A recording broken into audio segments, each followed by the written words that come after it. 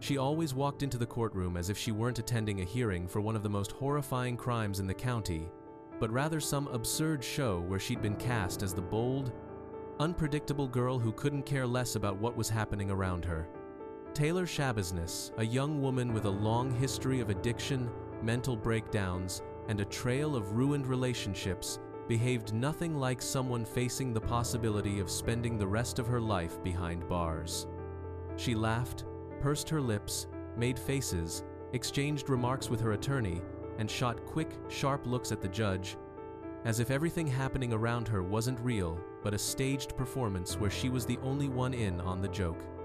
And this behavior never faded, not even for a moment.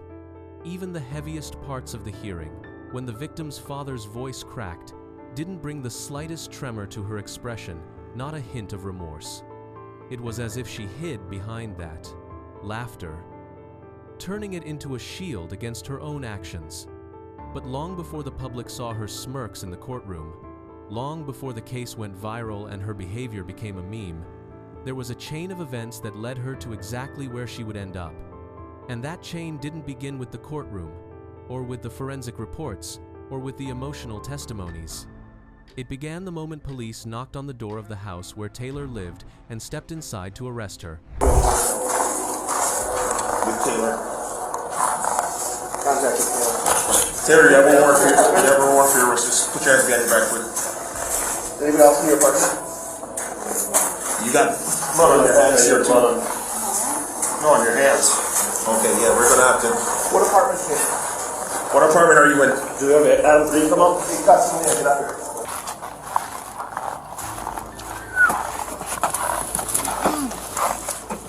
I got a warrant out for my arrest.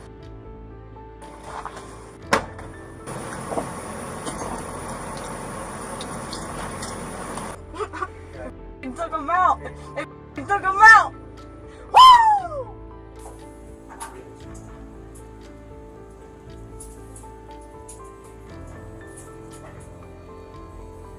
Get a good one on my phone. All right. Her words at the moment of the arrest sounded as if she were responding to the most ordinary request, as if the officers weren't detaining her in a case involving someone's death, but were simply asking her to step out for a quick conversation. No questions, no attempts to understand what was going on, not a hint of panic in her voice, just a request to put on her shoes and a calm, "Thank you," as if the whole thing were nothing but a formality. And it was exactly this reaction, calm to the point of absurdity, that later became one of the key signs of her emotional detachment. A girl being led away in handcuffs, thanking an officer as if he'd just held the door for her at a store. The police didn't see stress or shock in her behavior. They saw something else entirely. A strange, cold emptiness. People who've witnessed a tragedy don't react like that. People who live inside their own altered version of reality do. The arrest marked the beginning of a chain, where everything felt wrong, from her eerie calmness to her complete lack of concern about the victim. But the next step revealed her detachment even more clearly: the interrogation. So then after you realized he was no longer, he was dead, his face was purple, he said his mouth, blood's going out of his mouth. What'd you do? Stop with it. Okay. So then you had sex with him? Yes. And I had a dildo when I was taken. Okay. I played with him too. What'd you do with the dildo? And I just cuddled him and hugged him. What'd you do with the dildo? I put it in his mouth, put it in his bag. Okay. The lack of remorse was alarming, and her demeanor quickly became one of the most talked about aspects of the case. She told investigators they were going to have fun trying to find all the organs. A quote that would later be repeated during court hearings to show her complete disregard for human life. What'd you do with the body? The body's there. Yeah. It's, So were you going to take the head somewhere? I like that. You liked it? Well, you're gonna have fun trying to look for all the organs, but yeah, they're all dismembered. Okay. Yeah. So you dismembered the body too? Yeah. And what did you do with the body parts? Oh, they're in the house. Somewhere? They're like, yeah. Basement, upstairs, downstairs? Absolutely in the basement. I was gonna room with them. And then, I know I forgot the head. I wanted the head. Did you bring anything with you? Yeah, it's in the van. What? It's in the van. It's, what is it? I don't know, a foot maybe. The what? I think it's a foot. A foot leg? in the van? A leg, maybe. I don't know. I'm like, I'm gonna bring it all, and then I'm like, man, this is messy. So then I just left it. I got lazy. Okay. I got lazy, and that's what I did. So I'm like, Her explanations didn't sound like an attempt to tell the truth. They sounded like an attempt to construct the softest, most smoothed-out version of events, where she wasn't a participant in a tragedy, but an observer, someone who was worried about her, just helping, trying to get assistance. None of these words matched the facts, the timeline, or the state she was in. But the most important thing was the complete lack of emotion. Taylor spoke as if she were describing an unpleasant but ordinary situation that ended without anything significant. Investigators documented every detail. Her steady tone, the absence of tremor in her voice, the total lack of regret, and most importantly, the mismatch between her words and the forensic findings. This interrogation revealed the police's main concern. She wasn't acting impulsively. She didn't seem to recognize the boundaries of reality at all. Her statements didn't align with what was found in the house, what witnesses said, or what the medical examiners reported. And it was this soft, domesticated lie, this invented version of events that made investigators realize one thing: nothing about this case could be accidental. After the interrogation, detectives already understood that the case would be heavy, high profile, and absolutely uncompromising. But they still had no idea that the strangest part of the entire investigation would reveal itself later in court, where Taylor would laugh, throw comments around, roll her eyes, and behave as if she were being accused not of what happened, but of something trivial like a minor administrative violation. But before that courtroom laughter, there was a path to walk through initial reports, forensic examinations, lab analyses, and most importantly, through how she would behave the moment she was brought into a room where there were no substances, no music, no chaos, only facts. When Taylor first entered the courtroom, everyone expected to see a young woman at least trying to appear serious. After all, this wasn't a fight, not a theft, not some drunken incident. It was a crime that cannot even be described calmly. But what happened next shocked even those who were used to the most unpredictable defendants. Taylor stepped before the judge, glanced at the prosecutor, leaned lazily against the rail, and smiled. Not nervously, not out of fear, not in an attempt to hide trembling. She smiled like someone who was genuinely enjoying what was happening. In one moment, she looked straight into the camera, as if knowing that someone would re-watch these clips hundreds of times. In another, she smirked at the judge when he reprimanded her. In the third, she whispered something to her attorney, hiding a laugh. And this wasn't an episode. It was a pattern that continued throughout the entire trial. Prosecutors later said that the laughter, the lightness, the prosecutors, the bizarre enjoyment of the process was what shook the jury more than any report. But before we get to the verdict, there is a key moment. The moment when the judge tries to ground Taylor, and she reacts again in a way that makes the entire frozen courtroom lose its breath. Before we insert that moment, it's important to understand the context. The trial unfolded heavily. Experts reading out their findings, cold, clinical descriptions of the events, police detailing what they found, the prosecution highlighting the inconsistencies in her statements, the defense trying to present Taylor as unstable, broken, mentally unwell. But reality supported none of these narratives. Every time Taylor laughed, those attempts crumbled to dust.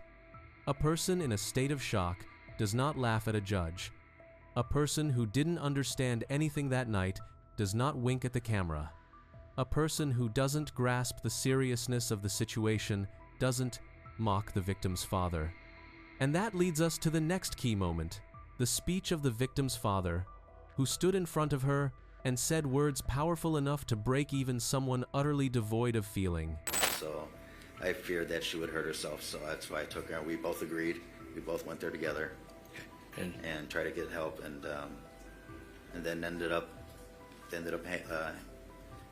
releasing her, and she came home, and that was about it. His voice trembled, every word sounding as if it had to pass through a pain that time simply cannot heal. He wasn't speaking to the prosecutor, and he wasn't speaking to the judge.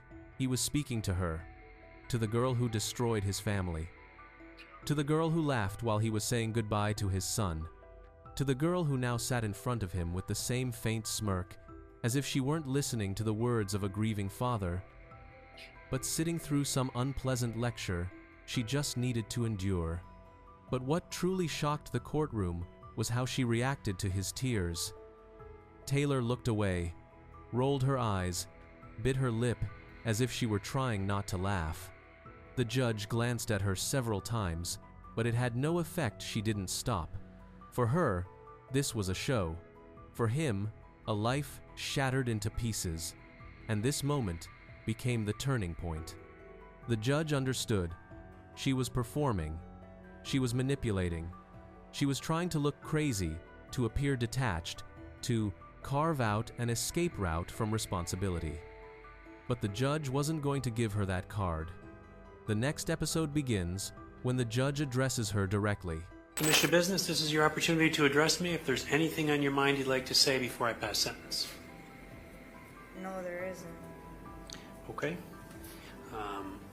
It's the decision of this court and the judgment of the law that Mr. Business be sentenced as follows.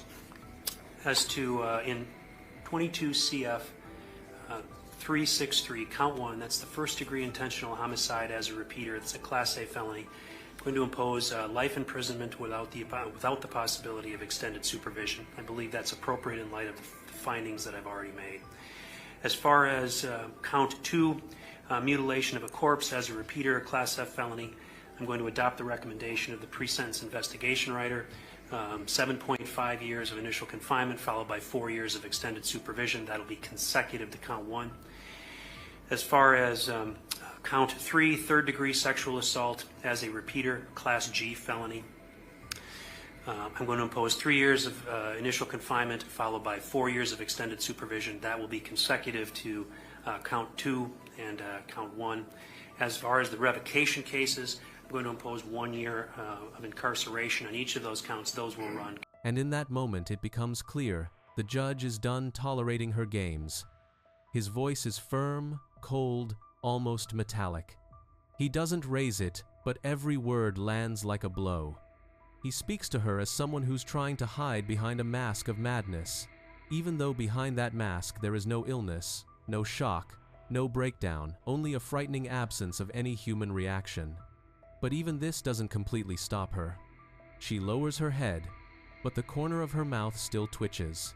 Is she holding back a laugh? Or is she just slipping back into the role again? No one believes in her instability anymore. The court moves on to the final stages, the analysis of evidence, the last statements, the preparation for the verdict. And at that moment, something else happens. Taylor's phone call after the hearing, a call that will soon go viral. I was on the run in Texas after having my baby taken. I decided to make things right and clear it up north. When I got back, they put my on the bracelet. I went to buy a bag on the low, so I went to my ex who was a Satan disciple, and family, we all Latin kings, so we beefing. We don't with SDs. I gave him $100 for the bag, and the bag was $50. He pocketed the cash. Me and him and another homie all soaked up, and then my homie left, and I went to drop off my ex, and he wanted before I left. So I went into the basement, and he went and pulled out 2 chains. I asked him, where my money at, fool? And he said, I ain't got it. So I took a chain, I put it around his neck, and I asked him again, where my at? He didn't respond. His face turned purple. There was blood coming out of his mouth. So I laid down on the bed and to listen to his heartbeat, and I said, damn, this motherfucker still beating. I went upstairs to grab a kitchen knife. I went back downstairs, took off his pants. I sucked his cut his head off at the same time because the only SD that I would ever be doing would be sucking. Then I chopped his off and concealed the crime. I used a nearby shower drain to pour out the blood and put it in bags and boxes around the basement to store the body parts in, and plastic bags for the organs. I was covering up his body, and while the people were entering the basement, I would continue to cut him up, and then and I would cover him up, and then when they would leave, I would cut him back up, and then I headed out to the truck, and I started loading up the body parts in there, and then I went back to the apartment I was staying at after chopping it up with my roommate. I went to go get rid of the body, and then there was cops surrounding the place with their guns out telling us to get down, get on the floor, and that's why I'm in custody today. Well, what went down was I had bought a bag of dope. I bought it for $50, but I gave him $100 and he didn't give me my $50 back. And what went down between the whole thing, he was a SD, and then I was a Lion King, and then I wasn't supposed to be doing my with my ex, but that's what went down. And, you know, SDs and Lion Kings, they ain't good. I wasn't supposed to be doing business with my ex, but I did. And then what he did, he pocketed the money that I was supposed to have. So I went out and took his out for that. As soon as that went down, I started chopping up the body. Because I did one thing for sure. I did have, I had a lot of motherfuckers out there. It was funny. Did you see his face? I can't wait to get out. These are not the words of someone facing a life sentence. These are the words of someone who believes she has outsmarted the system. Someone who thinks her laughter is a weapon. Someone who thinks her indifference is a strategy. But she was wrong. She underestimated the judge. And then, the moment of truth. The courtroom rises, the judge lifts the documents, and the jury has already made their decision. First verdict reads as follows. We, the jury, find the defendant, Taylor Denise Shabiznis, guilty of first-degree intentional homicide as charged in count 1 of the information, dated this date, July 26, 2023, signed by the foreperson. Second verdict reads as follows. We, the jury, find the defendant, Taylor Denise Shabiznis, guilty of mutilating a corpse as charged in count 2 of the information, dated this date, July 26, 2023, signed by the foreperson. The next verdict reads, we, the jury, find the defendant, Taylor Denise Shabiznis, guilty of third-degree sexual assault as charged in count 3 of the information, dated this date, 26th day of July, 2023, signed by the foreperson. The verdicts appear to be in order. Do either of the parties request that I poll the jury? Mr. Saunders? No. Mr. Freilich? Yes. Okay. Ladies and gentlemen, I'm going to do what's called polling the jury. It's a very simple process. All I'm going to do is go down the line and ask each of you if this is your verdict. Your answer is either yes or no. I'm going to start in the back corner, ma'am. Are these your verdicts? Yes. Ma'am, are these your verdicts? Yes. Ma'am, are these your verdicts? Yes. Ma'am, are these your verdicts? Yes. Ma'am, are these your verdicts? Yes. Sir, are these your verdicts? Yes. Ma'am, are these your verdicts? Yes. In the front to the right, ma'am, are these your verdicts? Yes. Sir, are these your verdicts? Yes. Sir, are these your verdicts? Yes. Sir, are these your verdicts? Yes. Ma'am, are these your verdicts? The words fall on her like stones. She stares at one spot. The smile is gone. The emptiness is replaced by realization. But it's too late. The judge speaks of the brutality of the crime, her behavior, the laughter he watched day after day. He says her reaction became evidence in itself, proof that she knew exactly what she was doing and never regretted a single moment. The sentence is heavy, heavier than many expected, and absolutely deserved. When officers place handcuffs on her and lead her past the victim's father, she doesn't lift her eyes. Not because she's ashamed, but because, for the first time, her mask stopped working. The world stopped laughing with her, and she stopped laughing at all.